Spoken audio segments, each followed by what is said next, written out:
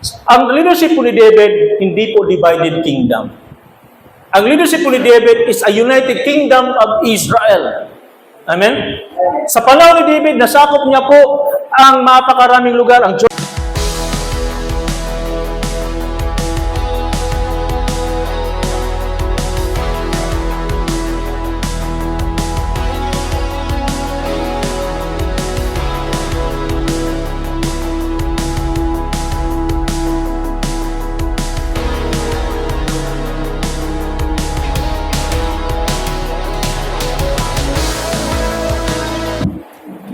the leadership role in the ministry of salvation.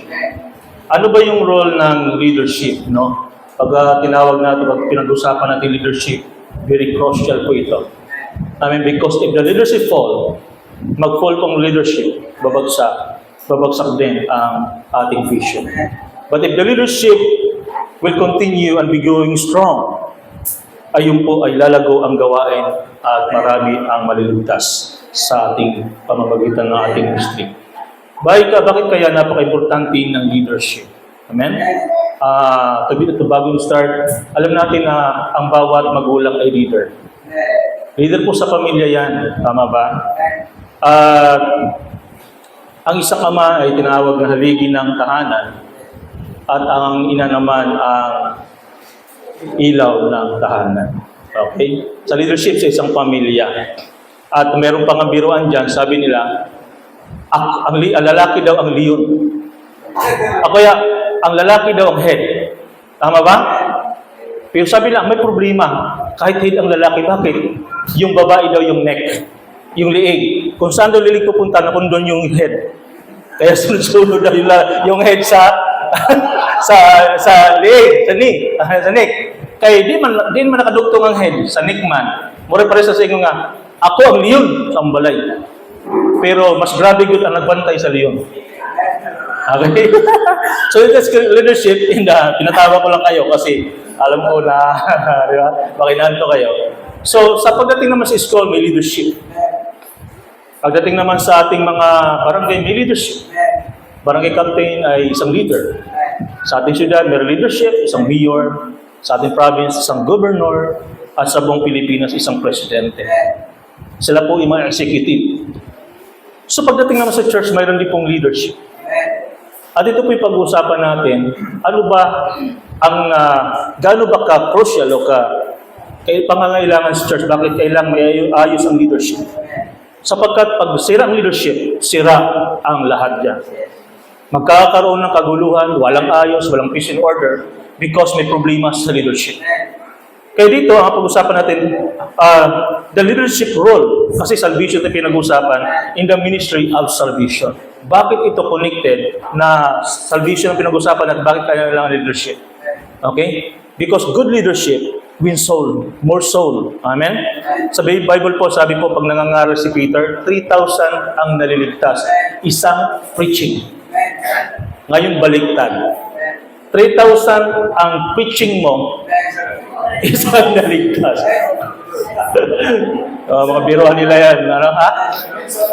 Minsan ko luwaray pa. Looya kayo. Amen? Sila. Diba? Hallelujah. Leadership with God's kingdom is a significant theme throughout the Bible. Sa Bible po, tingnan po natin, may leader po na nagdala sa Israelita palabas ng Ehipto. Okay? Nilid sila, and after Moses died, Joshua take over. Amen? But then during their leadership, si Joshua talagang sumusunod siya kay Moses because sa isang pagtingin na si Moses ay tao ng Diyos. Okay? Reflecting God's desire for order, guidance, and stewardship among His people. From the patriarchs to the apostle, leaders are called to serve with humility. Hello. Mga leaders po tayo lahat dito. Amen? Leaders should serve with humility, wisdom, and heart aligned with God's purpose. What is leadership? Ito yung tanong, ano ba yung leadership? Alam ko, leader ako eh. Ang nalalaman ng lahat sa leader, ako ang masunod, leader ako. Alright? Yun yung alam lang lahat. Pero leadership, in the biblical the biblical meaning of leadership encompasses more than just authority or position. Okay? Higit pa sa isang otoridad or position. It embodies servant-heartedness. Okay? Moral integrity and a commitment to guiding others toward a common goal. What is our goal? To save people. Ito po yung kinaman ni Jesus Christ. Preach the gospel to all the nation. Di ba? Sabi niya, ito po yung goal natin. Itong gospel ito, yung gospel of salvation. Ito yung goal ng lahat. Kaya sabi nga namin, mayroon po kami program na the gospel of the kingdom. Sabi namin, kung ang grupo, bawat churches ay hindi po doktrina ang pag-uusapan, magkasundo-sundo pagdating sa kaligtasan. Why? Because that is the message of the kingdom, that salvation. Amen? Napaka-importante nito. Now, mayroon pong qualification ang isang leader. Tingnan natin kung papasok ba tayo sa qualification na to. And hindi po ako mag-judge, kundi ang salita po nun is, but don't worry, may grace ang Lord. Mamaya na yung grace. Ito muna babasahin natin. The qualification of leader, 1 Timothy chapter 3, verse 1 to 13. Sabi dito, this is a trustworthy saying. The one who would an elder be, a noble task desires he. Therefore, an elder must be blameless. Aba, blameless? Mahirap yun ah. Sabi yung ng aklat ng Roma, walang isang matuwid. Wala. Dito, blameless. Di ba? The husband of one wife. Hello, malinaw, no? Sa leader, isa lang ang asawa. At wala na pong ibang asawa pa. At huwag ka nang mangarap pa ng iba. Amen? Husband of one wife. Stable. Pag sinabi stable, hindi siya pabago-bago ng pag-iisip. Sensible. Respectable. Di ba? Hospitable to strangers. Unteachable. Higit po sa lahat ng leader, dapat teachable. Ano sabi po natin? The good leader is a good follower. Okay, yun po yun. He must not drink excessively or be a violent person. Hindi siya mahilig sa alak. Amen? Ito po yung leader, ha?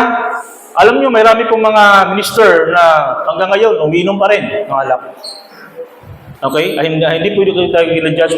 Sabi po ito ng 1 Timothy, chapter 3, verse 1 to 13. Okay? And then, but instead, be gentle. O gentle. Ito pa yung gentleness. Importante pala ito sa isang leader. Hindi po siya magaspang, magsalita, magkilos. Importante din pala ito. He must not be argumentative or love of money. Okay, hindi po siya mahilig makipag-argumento. Kunting problema, argumento agad. Tapos hindi po siya maibigin sa pera. Sumunod, verse 4, he must manage his own family well. Ibig sabihin, ang leader dapat na-manage niya kanyang pamilya, talagang mas sumusunod ang kanyang mga anak sa kanya at hindi walang rebuilde sa kanyang mga anak. Napakahirap, And have a children who are submissive and respectful in every way. May mga anak na respetado. Submissive sa ama. Pag sinabi sa nanay, pag sinabi dito tayo. Walang kokontra. Okay? And then, for if a man does not know how to manage his own family, how can he take care of God's church? Kung hindi niya raw kayang i-manage sa sarili ng pamilya, paano pa daw yung church? Verse 6, he must not be a recent convert. Hindi siya yung bagong convert lang. Bakit kailangan sa leadership ang malalim sa salita ng Diyos? Bakit kailangan sa leadership ang malalim ang kanyang relasyon sa Diyos? Bakit kailangan sa leadership ang knowledge na talagang napakalalim? Bakit kaya kailangan ito? Sabi dito, he must not be a recent convert so that he won't become arrogant, okay? And fall into devil's condemnation. Papansin niyo po, mga kapatid, may mga ganito pong tao. Amen? Verse 7, he must be well thought of by outsiders. So he does not fall into disgrace and the trap set for him by the devil. 8, so yun po yung sa elder no kanina. Okay. Ministers. So, ministers too must be serious. Ibig sabihin sa gawain nito, seryoso siya. They must not be two-faced. Ibig sabihin, hindi siya duplikara. Ano po ba yung duplikara? Yung ating pong coins, mayroon pong dalawang mukha. Diba? Sa unahan, mukha, at saka sa likod. Ang tao po ay duplikara po minsan. Ano ibig sabihin duplikara? Sinasambong ang Diyos ngayon, Pag uwi mo, iba ang ginagawa, ibang Diyos ang sinasamba mo. Doble kara. Okay? Hallelujah. Not addicted to wine. Ba? Sabi dito, hindi siya greedy for money. No? Because greediness of money, pwede po niya sirain yung isang kapatid para lang mangyari na makuha niya yung gusto niya. Okay? Verse 9, they must hold firmly to the secret of the faith with clear consciences. But they must first be tested. Kailangan pala sinusubok din po muna siya. Kaya pala nung nandun tayo sa leadership, na tayong follower pa muna, hindi pala binibigay sa atin agad yung leadership. Why? Hindi dapat ito basta-basta binibigay.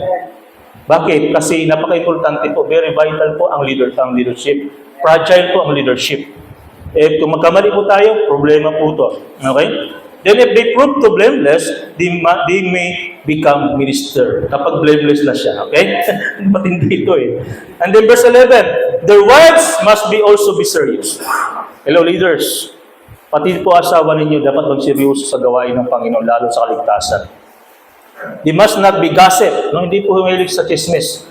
You know what? In the book of Micah, there are 7 areas na ayaw ng Lord. Isa po itong lying tongues. Alam niyo po yung lying tongues. Sa ibang translation po, gossip. Bakit lying tongue, gossip, parehas? Why? Di ba pag nagchichismis kayo, nagsisinungaling kayo, kinikito ninyo ang buhay ng may buhay? O ayaw po ng Diyos ng mga gossip. Kaya sabihin mo sa katabi mo, laka, iwasan mo na yung pagiging gossip. Chismis. Bakit? Kasi ang chismis nakakasira po ng buhay ng tao. Ang problema po kasi mga kapatid, kung sino pang mahilig mag-chismis, siya pang pinapaniniwalaan. Okay? Kung hindi pa kwento, talo ka. Okay? Kaya huwag kayong mag-gossip. Kawawa naman yung tao na inaano nyo. Amen? Instead, be stable and trustworthy in everything. Verse 12, ministers must be husband of one wife and must manage their children and their families well. Those ministers who serve well gain an excellent reputation. Kapag ikaw naglingkod ng maayos, magkakaroon ka ng magandang reputation. Amen? And will have great assurance by their faith in the Messiah, Jesus. So ito naman po yung qualification na sinasabi ng Titus chapter 1, verse 6 to 9. If anyone is blameless, verse 6, the husband of one wife, having children who believe, who are not accused of loose or unruly behavior. Hindi po magaspang, okay? Kung sino man ang walang kapintasan, asawa ng isang babae lamang, na may mga anak na nagsimpalataya na hindi may susumbong sa pagligalig o suwail. Verse 7, for the overseer must be blameless as God's steward, not self-pleasing, not easily angered, hindi siya madaling magalit, not given to wine, hindi siya uminom, hindi siya violente, okay? Not greedy for dishonest gain. Sapagkat daw ang isang obispo, pagdating po sa obispo, isa lang po ang bishop. Tandaan po ninyo ha, sa isang grupo, kung siya nagtatag, siya po ang bishop. Wala na po ibang bishop. Okay? Hello, nakuha ninyo? Baka mamaya, tawagin nyo sa bishop. Hindi po, ang bishop natin dito sa COG, si Brethren Arlang. Okay? Nagintindihan natin? Okay, wala na ibang bishop ha? Kasi isa lang bishop sa isang grupo. Palibasa siya ay katiwala ng Diyos, hindi magsariling kalooban, hindi magalitin, hindi manggugulo, hindi palaway, hindi masakim sa mahalay na pakinabangan. Ayan. And verse 8, instead, he must be hospitable to strangers. Dito yung mismo na natin lumanggit yung hospitable sa strangers. Amen? Pero sa panahon ngayon, parang napakahirap magtiwala sa isang estranghero. Bakit? Ay, ang sama na ng panahon. Amen? So, kailangan natin dito ng wisdom. Must appreciate what is good. And be sensible, honest, moral, and self-control. Okay? And verse 9, he must be devoted to the trustworthy message that agrees with what we teach. Sabi niya, so that he may be able to encourage others with healthy doctrine and refute those who oppose it. Nanananangan sa tapat na salita na ayon sa turo upang maral ang magaling na aral ipaniwalain ang nagsisalangsang. So dito makita natin, pumasok ba tayo sa qualification? Hello. May problema tayo dyan. Pero don't worry. The Bible says also, God qualified the called. Hello. He does not call the qualified. May papalubag-loob pala, Pastor. Oh, yes.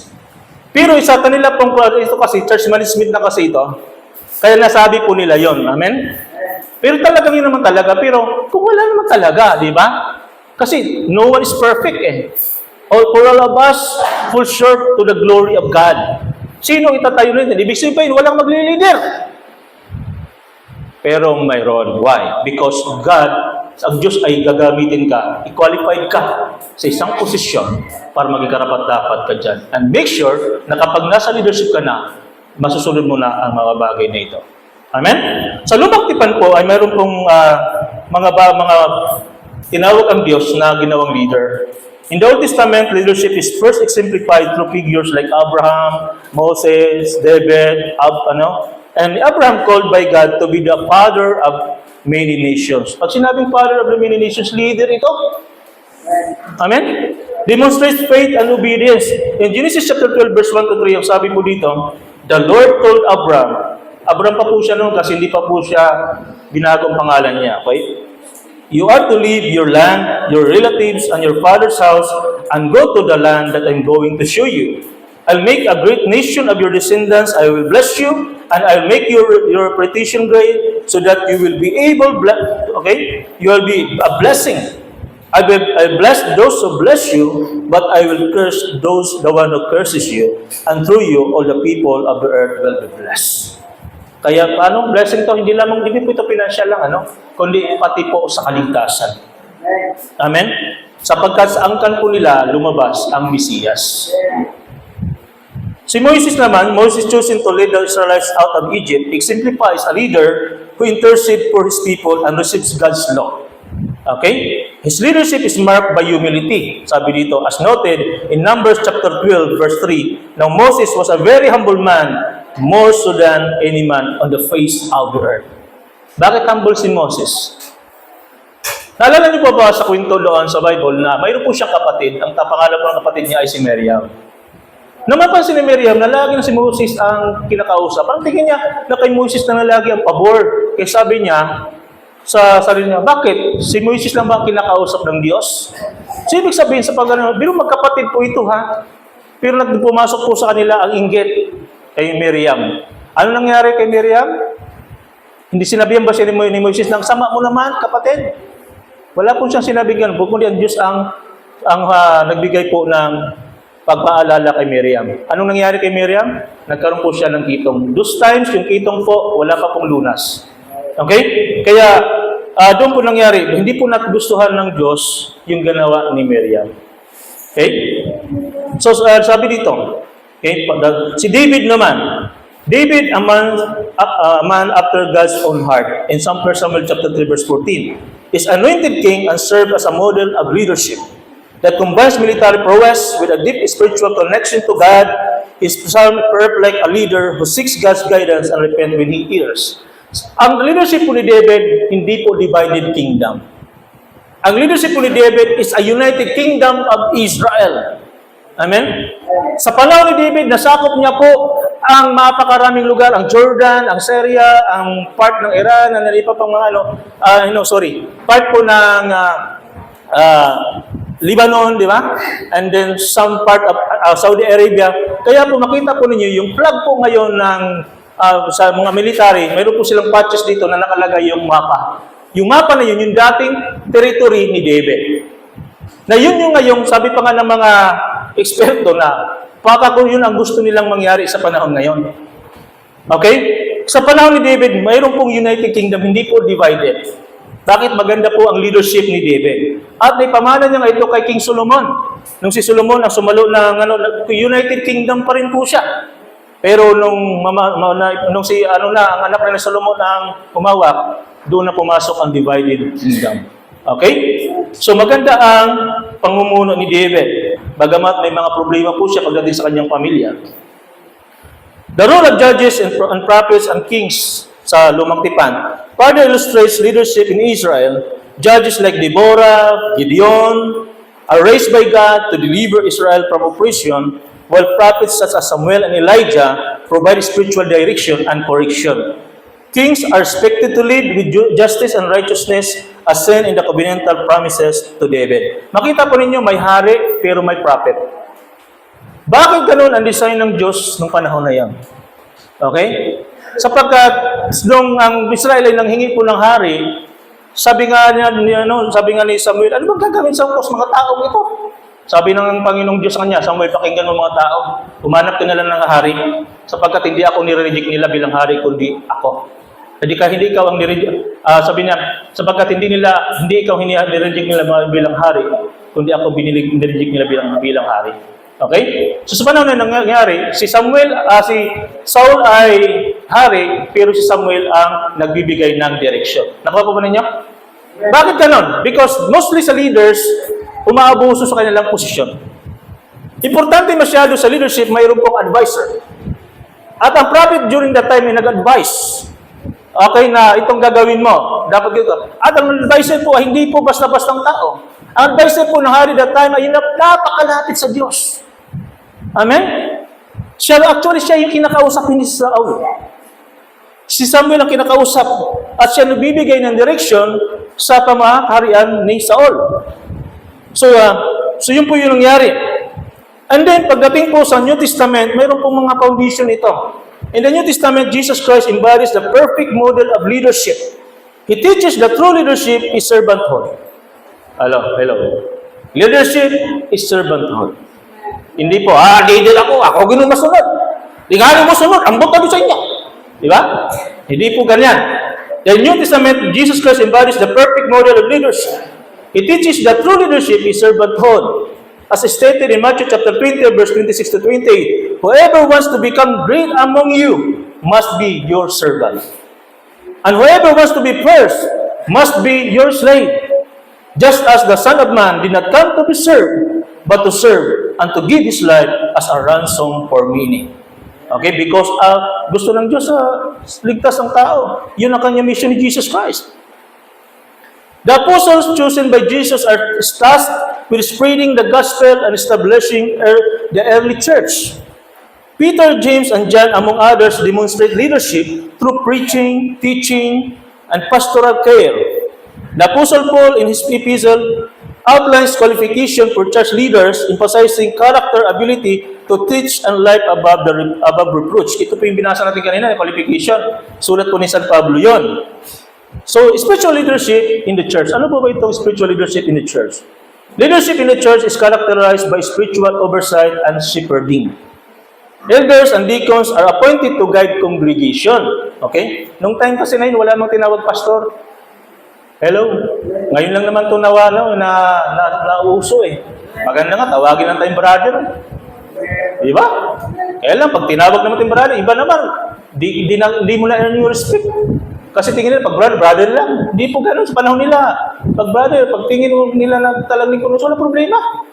Pero tayo ngayon, pag di nga tayo tinawag ng pastor, ayun, kung baka nasasaktan ka. Di ba? Yung mga pastor na nandito. Yeah.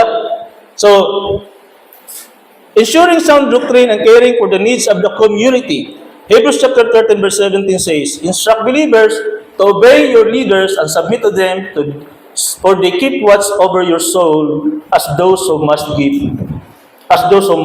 an account. Submit na tayo sa leader. Anong klaseng leader? May qualification sa leader, no? Hindi po yung leader na masama. Okay? Ang sinasabi po ng leader ay yung mabuting leader.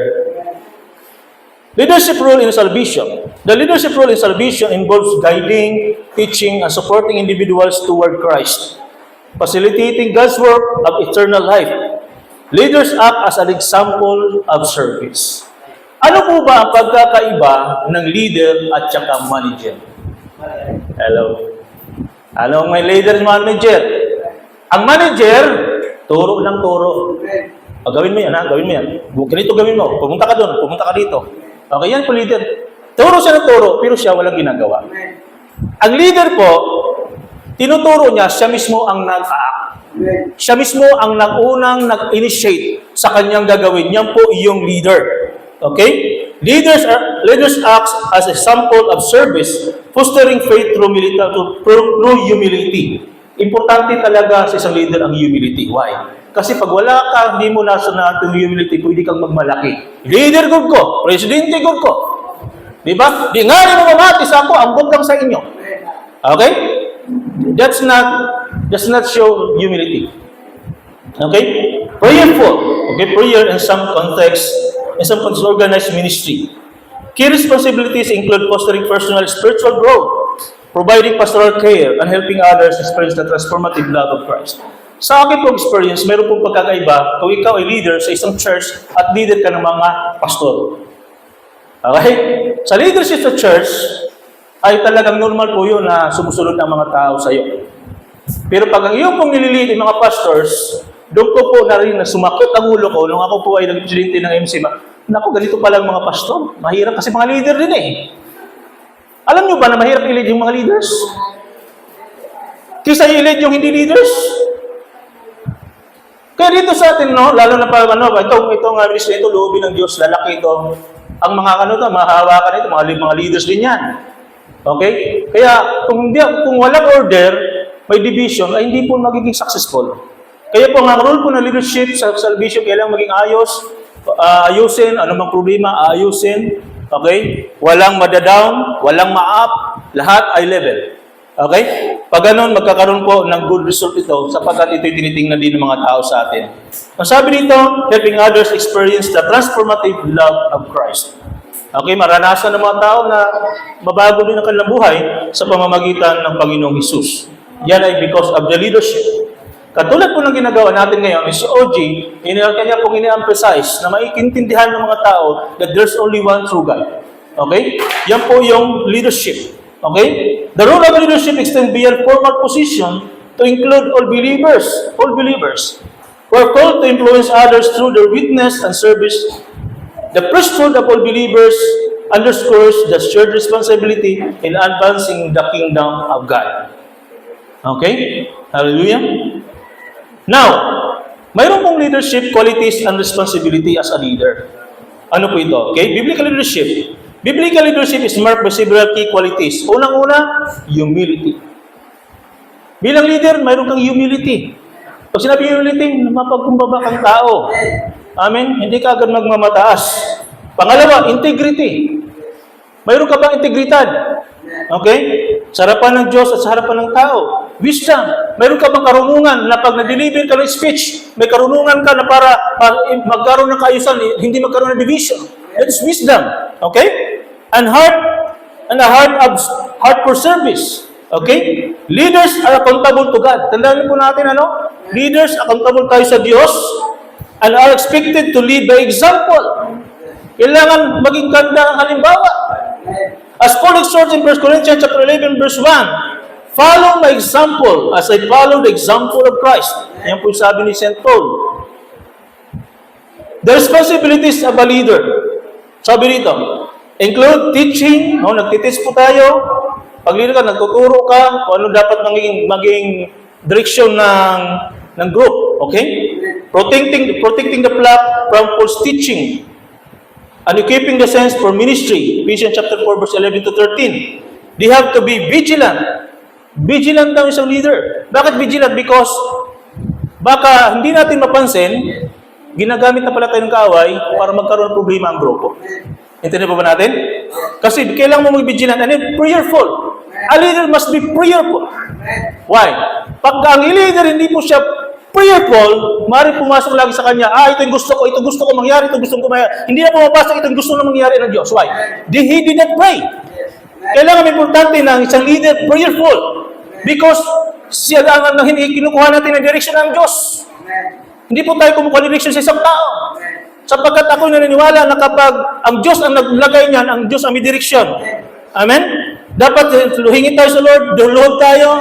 Amen? Anong gagawin natin? Do you remember during the time of Jehoshaphat? Noong napaligiran na po sila ng mga sundalo ng Moabites, Ammonites, at saka yung mga sundalo ng Mount Seir, anong ginawa ni Jehoshaphat? Nilid niya mga tao to kneel down before the Lord and ask the guidance of the Lord and the direction and instruction. Kung si Jehoshaphat ay mayroon na mapagmabata sa hari ko, di na ako kinanglan muluhod sa Ginoo. Di na kailangan ko lumuhod kasi hari ako eh. Siguro kung ginawa ni Jehoshaphat yun, baka mamaya bumagsak na ang kanyang kaharian. Anong ginawa ni Jehoshaphat? Imbis na magmalaking hari siya, anong ginawa niya? Lumuhod kasama ang mga tao ng Israel. Ano sabi doon? Mga infants, mga asawa, di ba? Kaharap doon, doon sila sa temple, nagpasting. At tumingin sila na direksyon. At sa mayroon tumayo doon isang prophet na sabi niya, don't worry, King Josaphat, tomorrow, sabi niya, the Lord will give you the victory. O, di ba? Kasi why? They prayed. Yan po yung importante sa isang leader maging prayerful. Why? Because bakit importante ito? Because yung input na ibibigay ng Diyos sa iyo, sa grupo, sa direction, ay napaka-importante. Para maiwasan natin na manggagaling lagi sa ating mind ang ating ginagawa, ang ating implementation. Dapat sa ating kasi salvation pinag-uusapan natin, because I think that is the role of church. The role of the church, bakit dito sa salvation? Kailangan prayerful siya. And then, reliant on the Holy Spirit. Bakit reliant? Hindi siya self-reliant, okay? Holy Spirit, reliant on the Holy Spirit for guidance. Sabi dito, para i-guide and then strength, and not reliance to the voice of men. Okay? Yan po yung responsibility of the leaders. So, leadership qualities and responsibilities include: great leaders are unbiased and fair. Hello. Ang isang leader ay hindi po siya bias at dapat po ay pantay siya. Sabi dito, listening to each side of both parties. Listening is a leader, dapat makinig ka both parties. Kapag may nagpunto sa iyo, may nagsumbong sa iyo, wag mo munang paniwalaan. Iharap mo sila dalawa at mag-usap anong tama. Why? Because if kung makinig, sinabi sa isang tao, nakinig ka agad, kawawa naman ito isa. Siniraan lang pala, di ba? O kaya hindi naman totoong sinasabi, kawawa ito isa kasi one-sided ka eh. Di ba? Pero kung nakikinig, sabi dito, listening to each side of both parties. Sabi dito, not immediately believe someone's accusation against someone else. This should be a peacemaker. Why? Bakit kayo iniwasan ito sa leadership? Kapag ang isang leader nakinig agad sa sinabi ng iba, pwede ito mag-create ng problem sa loob ng group. Okay? Why? Because mawawala yung order, mawawala yung peace, pagkakaroon ng problema.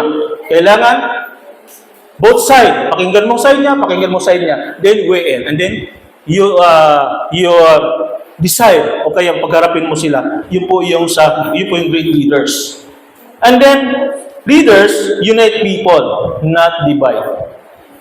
Hello. Leaders unite people, not divide people. Amen. Kaya po sa picture, mga hawak kamay sila. Okay? Leaders unite people, not divide people. In Matthew chapter 12, verse 25 says, He knew what they were thinking and told them, every kingdom divided against itself is destroyed, and every city or household divided against itself will not stand. Bakit? Kasi hindi pwede na ang sa loob ng isang grupo nagkakagatan.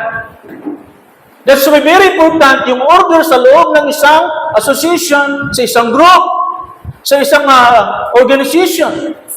Kailangan ito mga kapatid para mawala yung division. Bakit nagkaroon division? Because mayroong nangyaring one-sided story. May division. Kaya para mawala division, you have to listen carefully to each side. Okay? Kaya mga leader, lalo sa mga churches po ninyo. Lalo na pag mayroong wag po, kaya nakikita po ng mga member, favoritism. Okay, yung sinasabi nila. He knew what they were thinking and told them, every kingdom divided against itself is destroyed, and every city or household divided against itself will not stand. Think about this. Kung isang kayong pamilya, hindi kayo magkasundo sa isang bagay, ang gulo-gulo. Saan kayo kailan pumapasok yung kaayusan? Kapag may nagparaya. Di ba? Kapag may nagparaya, okay, papasok ang kaayusan. Pero kung hindi kayo magkaayos, division is still there. Ito po ang mga problema sa isang leadership. Lalo na kung mas antar natin, nag-aaral tayo ng si Jesus ang kaligtasan. Tapos nakikita sa atin, magulo tayo. Sabi nung mga nyo, pa-share-share ka sa akin ng gospel of salvation. Kayo nga, ang gulo nyo. Di ba? Kaya dito sabi dito, every kingdom divided against itself is destroyed, and every city or household divided against itself will not stand. A true leader will unite. Kung pwede lang, siya pa mismo magpakumbaba para sa kaayusan ng grupo. Ano sabi ng kaaway sa John chapter 10 verse 10? Ang kaaway pumunta upang sumira, magnakaw at pumatay. Yan po trabaho ng kakaya. Every time may division, remember this, gawain ng kaaway, hindi gawain ng Diyos yan. Okay? Kaya kung para maiwasan ang division, kailangan magkaroon tayo ng wisdom how to bring harmony sa loob ng isang leadership. Lalo na sa mga churches na mayroon kayo ng sakupan. Okay? Kapag nakita nila maayos ang mga tao, bless ang mga tao. Kapag pagpasok nila hindi maayos ang mga tao, nako, ingon pa nila, layo ang espiritu. Sabi dito, do not lord it over the people entrusted to you by God. Ano sabi yung do not lord it over? Yung parang ikaw yung Panginoon. Diba? In 1 Peter chapter 5 verse 2 to 3 sabi dito, be shepherds of God's flock that is among you, watching over it, not because you must, but because you want to, and not greedily but eagerly, as God desires. Do not lord it over the people who stand entrusted to you, but be examples to the flock. Ibig sabihin, hindi kayo parang amo. Kapag gusto mo, mangyayari na agad. Yan po yung lord it over. A good attitude of a leader, kapag may gusto, nilalatag niya. Ano bang maganda rito? Di ba? Ano bang gagawin natin dito? Yun po yung mangyari. At least, kapag gumawa ng desisyon, lahat. Kapag nagka-problema, damay-damay kayo. Kapag nagtagumpay, damay-damay din kayo. Di ba? Kasi ang mahirap dito, pag dinesisyon mo yan, mayroon pong danger dyan na ayaw mo makinig. Bakit? Kapag nangyari yan, na pumalpak yan, ikaw ang sisisihin ng grupo. Yan po yung sa leadership. Pero kapag maganda yung nangyayari, ikaw naman ang pupurihin ng grupo. Bakit? Because you have a good leadership. Amen? Ang leadership po ay hindi po martial law. Ano yung martial law? Pag ayaw mo, hindi ganon. Ang leadership. Sa Panginoon, may grace. Lagi pong may grace dito. Amen? Kaya dito, kapag ikaw leader, lalo na kung marami kang nasasakupan, kailangan ikaw mismo ang magbigay ng magandang halimbawa sa mga tuba. Hello? Kaya nga 'di ba sa barangay, pag nakita niyo magandang kapitan, maganda pang malakad, kahit pa magbudbud og kwarta pikas, di mo butos ng hatag kwarta, didrigid mo sa maayong kapitan, tama? Because nga naman subok na yung serbisyo. Muna itong himuon, amen? Bisag karong tawo nga pakwartahay na ba? Hallelujah. In Luke chapter 22 verse 25 to 27 says, but he told them, the kings of the unbeliever lord it over them, and those who exercise authority over them are called benefactors. But you, sabi ni Jesus Christ, but you are not to do so. On the contrary, sabi niya, the greatest among you should become like the youngest. Wow. And the one who leads should become like the one who serves. Di ba? Verse 27, because who is greater, the one who sits on the table or the one who serves? Yung tanong ni Jesus Christ, it is the one at the table. Isn't it? Sabi niya, but I am among you as one who serves. Pinakita ni Jesus Christ yung kabaliktaran. Nung ginagawa ng mundo, pagdating dito sa bagay, sa pagdating sa Diyos. Kung sa mundo dito parang siyang bose, pagdating dito sa leadership sa Panginoon, humble, humility, di ba? Understanding, wide understanding, di ba? And then, mayroon po siyang good harmony sa grupo. That's create unity and not division. Ponder. Pag-isipan niyo po ito. Leadership is not a position or title. It is action and good example. Yan po yung leadership. Leadership is not about the title or designation. It is about impact, influence, and inspiration. Kapag ang nasasakupan mo na-inspire sa ginagawa mo, expect the good result. Why? Kahit hindi mo nasabihan, susunod na lang yun. Magkakaroon siya ng sariling initiative. Amen?